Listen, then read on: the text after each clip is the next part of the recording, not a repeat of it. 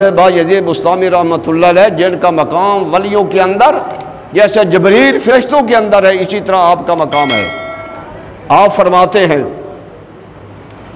कि मैं अपनी वालदा के पास गया, कहने लगा अम्मी जान मेरे ऊपर दो जिम्मेदारियां हैं, एक जिम्मेदारी रब की है, एक रब के हुकूक हैं और दूसरा हक माँ के हैं, माँ के हक हैं।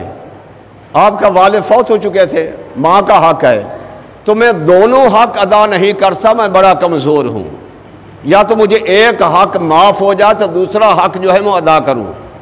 माँ ने कहा कि अच्छा है बायजीद, मैंने तुम्हें अपना हक माफ़ कर दिया, तो अल्लाह का हक अदा कर।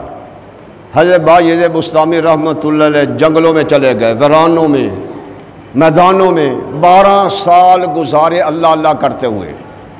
12 साल गुजर गए, वापस आए, रात का वक्त था, दरवाज़ा बंद है। अब दरवाज़ा भी नहीं खटका रहे, इसलिए कि कहीं माँ सोई हुई हो तो उसको यानी कि तकलीफ़ हो, जाग आ जाए तो मैं क्या करूँगा, माँ को कहीं तकलीफ़ ना हो, खड़े रहे। यहाँ तक कि पिछली रात का वक्त हुआ, माँ उठी वज़ू करने के लिए, जो नाली पानी की आ रही थी दरवाजे से, देखा कि वहाँ पानी आ रहा, तो अब पता चला कि मेरी माँ उठकर वज़ू कर रही है।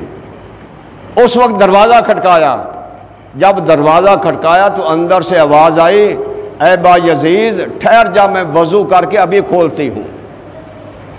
यानी माँ को पहले ही पता चला कि कौन दरवाज़ा खटका रहा है। फरमाया बायजीद ठहरो, मैं अभी दरवाज़ा खोलती हूँ वज़ू करके। आप बड़े हैरान हुए, परेशान हुए, कहने लगे वाह बायजीद बुस्तामिया, 12 साल तूने यूं ही रब को देखते तलाश करते हुए गुजार दी, तू देखता नहीं रब तो तेरे घर में मौजूद है, रब तो तेरे घर में मौजूद है, तूने 12 साल गुजार दिए, खराब कर दिए। हजरात मोहतरम, ये माँ बाप से सब कुछ मिल जाता है। आप बायजीद बुस्तामी